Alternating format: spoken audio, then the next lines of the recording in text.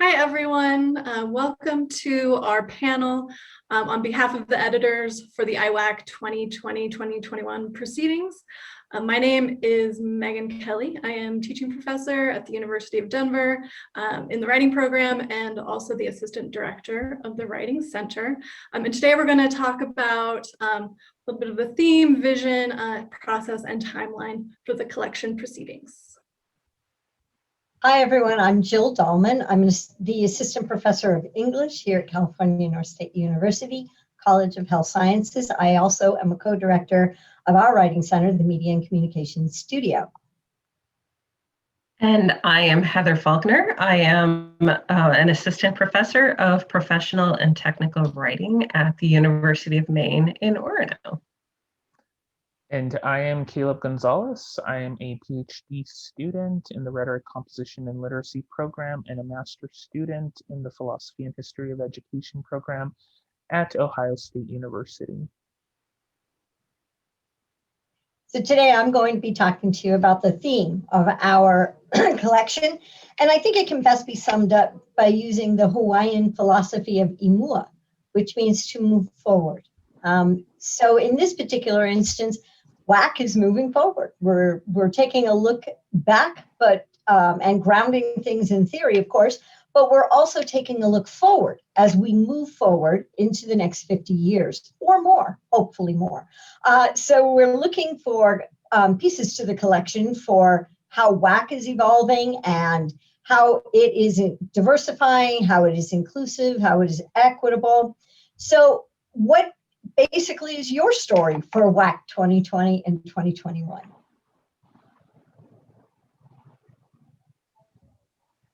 Our vision for the collection, I would say, is still dynamic since we don't know what the submissions will be yet. But I think that what we included in the call for the proceedings helps to give an idea of what we are looking for ultimately. So any revision or creative interpretation of something that you presented at the conference, whether it's a presentation, a roundtable, a workshop, a teaching demonstration, or a poster, we would love to see you submit it for the collection. We're interested in a diversity of perspectives from students, from faculty, administrators, and also a range of institutional, disciplinary, and cultural contexts. In particular, we really encourage submissions that inform and are informed by critical and social justice approaches to WAC. And so if you have a story to tell from the IWAC 2020-2021 conference, we encourage you to submit your draft.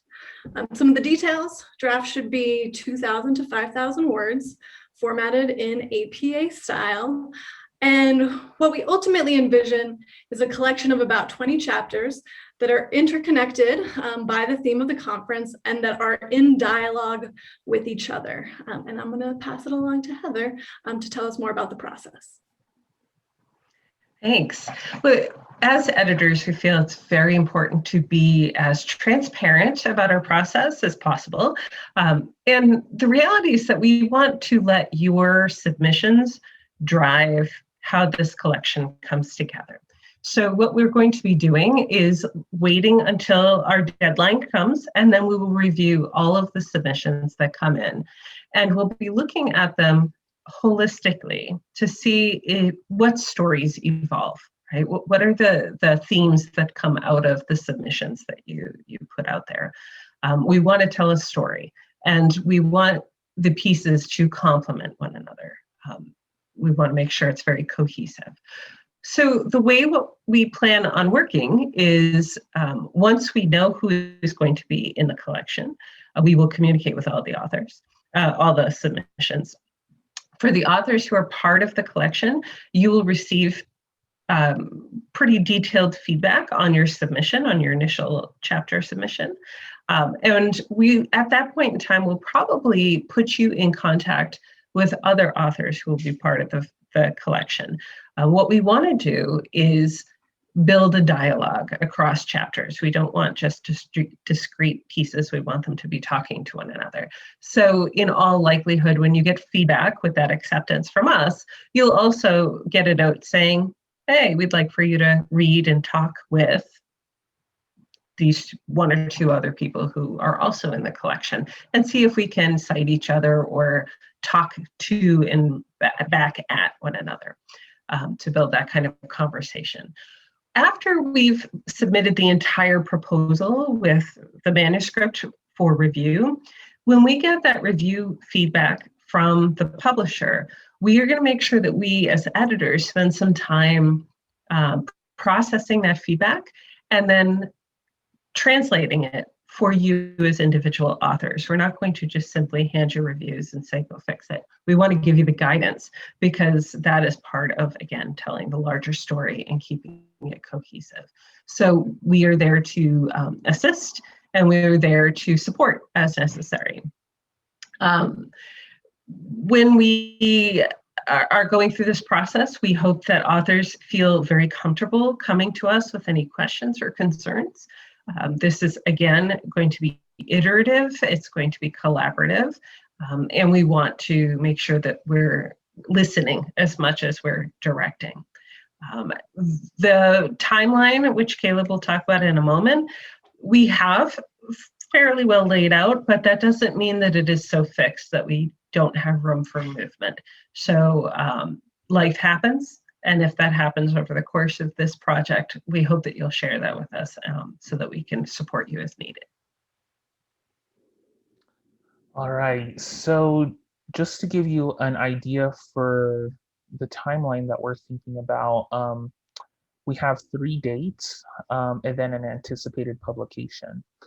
So the first date is October 1st of 2021, where that will be, the date for drafts. And then we expect to send out acceptances by next year, January 15th of 2022. And then revisions, we're looking at a date of April 1st of 2022. Now, our anticipated publication, we're looking at the fall, sometime in the fall of 2022. But this is just to give you an idea for an initial timeline. Now, as Heather was saying, we do want authors to feel free to contact us throughout the process and before, obviously before October 1st. So if you have any questions, and this will be available in the chat below for our Q&A. But if you have any questions, feel free to email us at iwac2020collection@gmail.com. We will be available to answer any questions and work with you throughout this process. But we definitely look forward to your submission. And this is the end of our presentation, but we also look forward to chatting with you in our a live Q&A. So thank you for listening.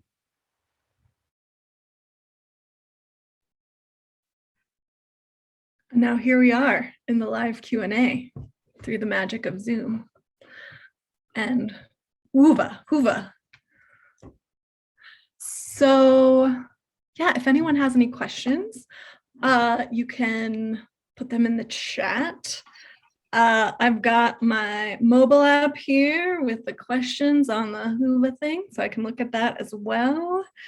And really, we just, for those of you that are here, and I know Rebecca, the chat might be best for you if your connection is unstable, but we'd love to hear your ideas, or Linda, you were talking a little bit about your presentation earlier, and was thinking about the community college you were talking about, and sort of the legacy of WAC at your institution, which I feel like falls into a lot of these categories. And I'd jotted down from the plenary just some of the key terms that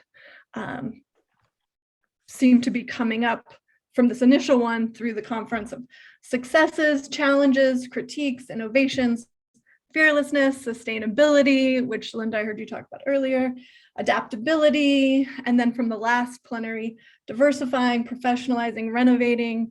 Chris talked about reinventing. And so any way that your presentation might connect or intersect with those ideas and those themes.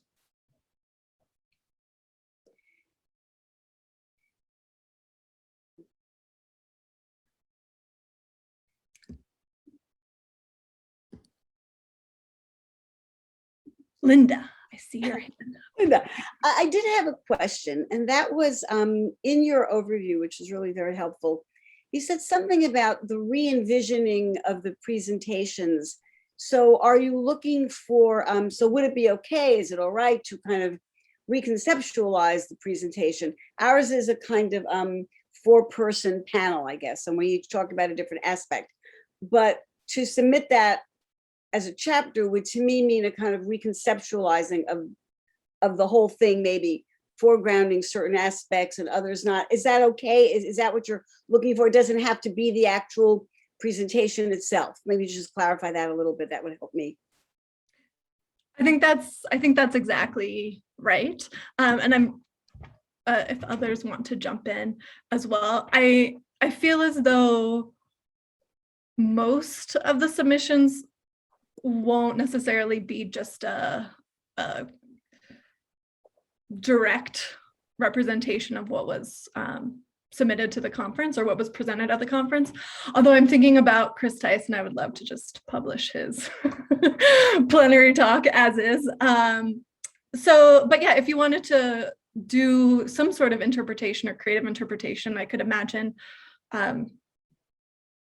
more of an academic chapter. I could imagine a dialogue between the 4 of you in reimagined in some way that's less of a panel, but more of you all talking to each other or something even maybe completely different. So I think it should be based on what you presented, but you don't need to hold on to what you did this week. Okay. And I'll let the co-editors jump into and say something. Yeah, I just add that, one of the beautiful things about conferences is that you get feedback immediately, right? So I guess when I'm thinking re-envisioning, I'm thinking taking on any feedback you received and maybe revising with that in light. I think what we're not looking for is for you to present on one thing and then decide that your chapter would be on Yogi Bear and Boo Boo, for example. No, that would probably be bad. But if it's, obviously, sometimes these presentations take on a life of their own, and they start to go off in different areas and different lines of thought. And of course, that I don't think that we would be saying no to at all. I think that would actually make the presentation have a life of its own. And in some ways, that can actually be quite good. Yeah, I like this idea of, I was just thinking about the plenary session this morning too, and what Megan was talking about and thinking about those keywords, right? And I like this idea of the way that this conference is set up is, also looking to the future, right? And so I'm just really interested in what comes up in the keynotes and in the plenaries, right? Like, what in what ways are people in the field, right, talking about, for example, the WAC at present and WAC in the future, right? So even that, I'm thinking about using that is one way, right? Is kind of to establish kind of a guiding foundation for even just thinking about like framing, right? As just one possibility, not that needs to be the way or anything. And I'll just point out what Mike put in the chat as well that I think is helpful, that it's a good opportunity to add depth and detail to your presentation and to extend it as well. So, 2,000 to 5,000 words, there's a lot of wiggle room in there to build on to maybe the outline of what your presentation was. And I think I'm going to jump in and just say that it's okay to go a tiny bit over, like, I don't know, 5,001. What we want to make certain of is that you don't hand in 7,500 words, which is substantially larger than any of the other contributions.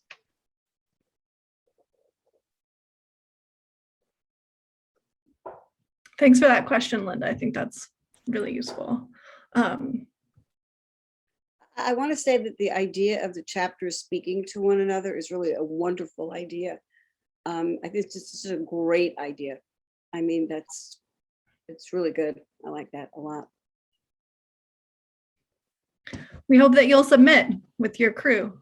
Well, there's a lot to think about now. This is a lot. I want to see if I can even paraphrase it to my crew, because it is. I'm trying to sort of make it simple in my own mind. Not simple, but you know, if I'm explaining it back to them, we're not really just writing up our presentation. But I think what I like what you're saying is we are curious to see the responses, if there are any responses to the presentation, and how they may help us even rethink what we've presented. And I think that would be an interesting thing to include. But, you know, we have a lot of different aspects. I forgot to mention, we're looking at the Writing Center. Since two of you have mentioned your affiliation with writing centers, the Writing Center was a big component in the Hunter College program, certainly. So, you know, so there's a lot there. I will definitely speak to my co-presenters, and somehow October seems really like around the corner. I know it's. Although I just may be sitting home worrying about COVID between now and October, so you know, won't be going. It doesn't look like we'll be going anywhere again. So I don't know. I mean, have time to work on this. So yeah. And we're happy to, you know, look at early drafts, as we mentioned, and you know, talk through as you maybe conceptualize what you want to do with your chapter. We're happy to talk more about it. Can you clarify a little bit more about what you mean by a social justice perspective? Because I see that in a more limited way and maybe not pertaining as much to our particular presentation, although the idea of social justice as a WAC program that addresses the needs of minority students and tries to help them succeed. Is that part of what you're thinking of? Okay, all right. I think that could be taken a lot of different ways, but okay. Thinking about issues of power and equity, inclusion. Right, great. It's basically trying to level the playing field in some way. Community engagement is a really good example of that, because we're partnering with nonprofits, for example, or even places that are right around the corner, especially for you, Linda. You're right you've got a national park in your backyard with the Statue of Liberty in Ellis Island. So, I mean, just partnering with something like that would be a way to go ahead and demonstrate social justice. Okay, great. Also, Linda, something that I'm really interested in about your presentation is the historical nature of like Hostos Community College, like, and being a Hispanic serving institution. And so I also I'm really excited for your presentation tomorrow, but I'm interested in just thinking about WAC at minority serving institutions, and how you know, what role has like institutional typology in what ways has that shaped writing across the curriculum, especially you know, there at CUNY. Mm-hmm. You know, it's interesting. Someone raised that at the plenary. I think there was a question about how does your campus kind of shape what your WAC program looks like. I think there was something like that was presented by a woman, and I thought about that because independent of any draft or submission, our program very much reflects the realities and needs of our campus. We had a bilingual WAC program and we still do. You know, we allowed our writing intensive courses to be accessible to students at a lower level of language proficiency than you might find at a senior college for reasons that we felt they needed that writing exposure earlier. So there were lots of things that went into our program that were and are a reflection of our students. And I think any good WAC program ought to be doing that. You know, you really have to look at the needs on your campus. And yes, we learned a lot by really looking at our population, which has changed over the years. It changes in our university in CUNY that you may or may not know about, but they've undergone a lot of changes about developmental education, about ESL. I mean, it's very, you know, there's a lot of change. But that said, most of the CUNY campuses still serve a pretty large minority student group.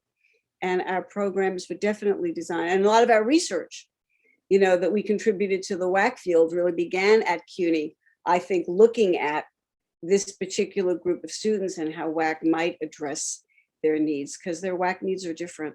So I don't know that I'll get that across, but I do know that they are different and that we had to work really hard on that. So hopefully we'll be touching on that, but who knows? This is kind of scary what you have planned here, but don't go by me.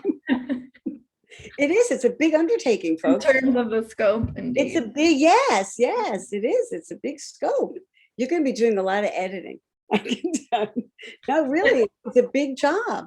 But in collaboration with all of our wonderful contributors. Well, 20 chapters is a lot. Yes, I mean, that's 20 chapters that you feel can speak to each other. But I think that's great. It's a really wonderful idea. All right, I will definitely see how this goes. But 2,000 to 5,000 words, you said? Okay. Yes.